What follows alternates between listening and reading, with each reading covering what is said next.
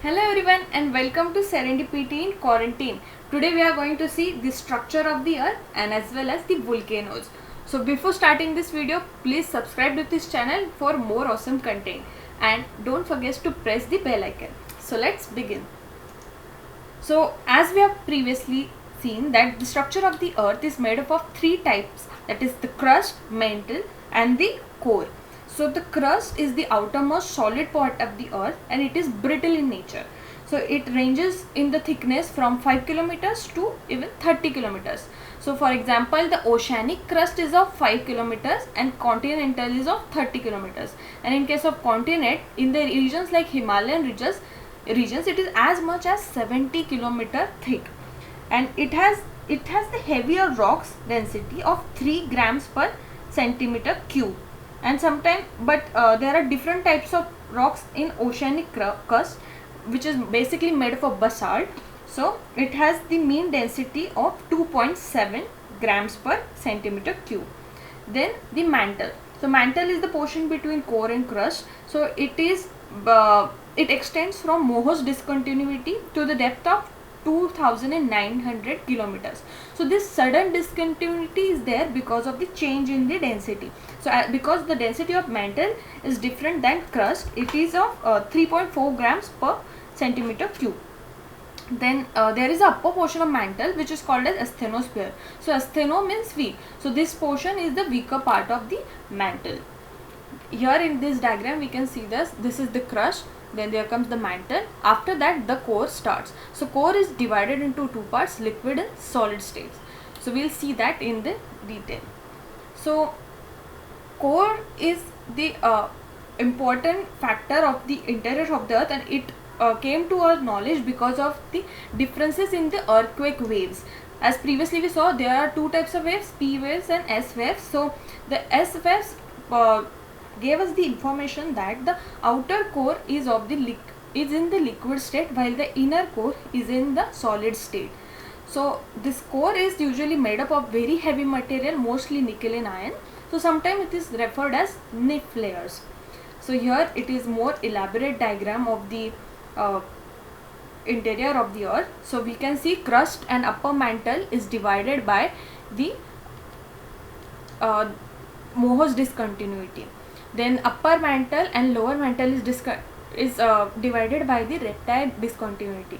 Then mantle and outer core is discontinued by Gutenberg discontinuity, and in the end outer core and inner core is separated by Lehman discontinuity. So these are the names of discontinuity between the layers of the earth.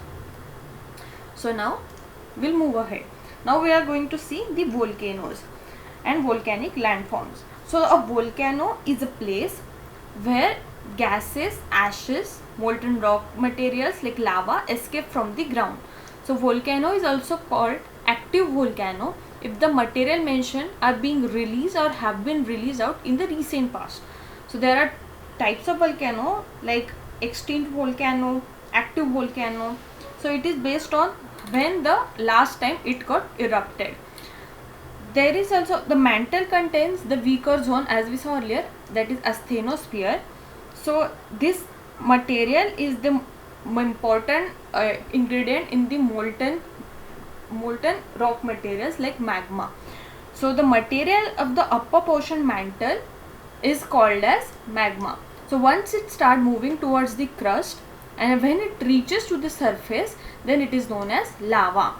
And the material that reaches the ground, and it includes lava flows, pyroclastic debris and volcanic bombs, ash, dust, gases, so such as nitrogen compounds, sulfur compounds and minor amounts of chlorine, hydrogen and argon. So these all material comes out of a volcano.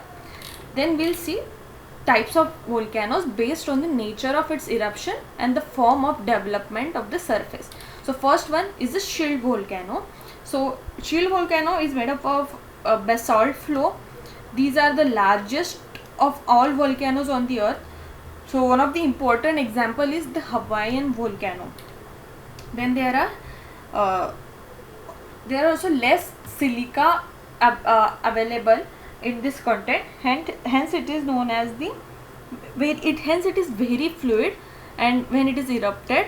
So for this reason these volcanoes are not steep, so they become explosive if somehow water gets into the vent. So otherwise they are characterized as low explosivity. So the upcoming lava moves in the form of fountain and throws out the cone of the top vent, which are developed into the cinder cone. So this is the type known as cinder cones. So here there is diagram of cinder cones. So these are not very steep and they explode to remove the top of the volcano. Then there are composite volcanoes. So these volcanoes are most viscous lavas of the basalt because it has high content of silica, and it is also acidic type of volcano. So along with lava, the large quantities of pyroclastic material and ashes find their way to the ground. So the material accumulates in the vicinity of the vents opening, leading to formation of layers, and this makes the mountain appear as composite volcanoes. Then there is type called caldera. So these are the most explosive types of volcanoes. These are usually so explosive that when they erupt they tend to collapse on themselves rather than building any tiny structure. So this collapse depression are called calderas. So their explosiveness indicates that the magma chamber supply of the lava is not only huge but it is also close vicinity. Then there is flood basalt province. So these volcanoes outpour highly fluid lava and they flow for long distance. So they are not as high in the height, and the most important example of it is Deccan Traps, which is in India and Maharashtra plateau. Then there are mid-ridge volcanoes. So these volcanoes occur in the oceanic region. So these systems of mid-ridge are more than 70,000 kilometers long that stretches through the ocean basins. So we'll see that in the next lecture, and here more elaborate diagram of volcanoes. Excuse me. So here we can see that this is the pressure volcano, and here the lava is not as steep as we expect. Then in dome volcano the dome shaped is made and the vent is at the center. Then there is caldera volcano. So here we can see collapsing of the top and the new cone is being formed and old cone is collapsed. Then this is this ash cinder volcano. So here the cinder type shaped is made and the top is not existing. So these were the types of volcano. Now we'll see volcanic landform. So there are two types, intrusive forms and extrusive forms. So the lava that is released during volcanic eruption on cooling develops into igneous rocks. So these igneous rocks is what consisted lava landforms. So depending on the location of cooling, the lava igneous rocks are classified as volcanic rocks when the cooling is at the surface, and they are known as plutonic rocks when the cooling is at the crust. So lava that cools within the crustal portion assumes different forms. So these are known as the intrusive forms. So before we saw all extrusive forms, and now we will be seeing intrusive forms. So this diagram is not that clear for me, so I will be using different diagram. Okay, so here we can see different types of landforms. So their main feature, which is at the bottom of the crust, it is known as the batholith.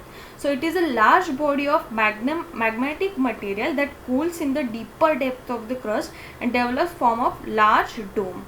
Then here comes the volcano's vent, and now the horizontal part of the intrusive volcano is known as the sills. So these are near horizontal bodies, intrusive igneous rocks, and they can be even take form of the sheets. Then the vertical form is known as dikes.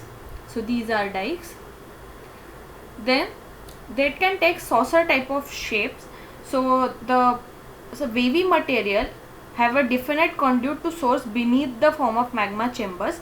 These are called as the phaccolith, and the thick horizontal deposits are known as the sills. So there are also two types, lapolith. So the saucer shape is known as the lapolith, and the inverted one is known as the lacolith. Okay, so this is the lacolith, this is lapolith. So this was the types of volcanic landforms, and here we end this chapter. If you like this video, please like and comment on this video, and also don't forget to share this video. Thank you for watching. Have a nice day.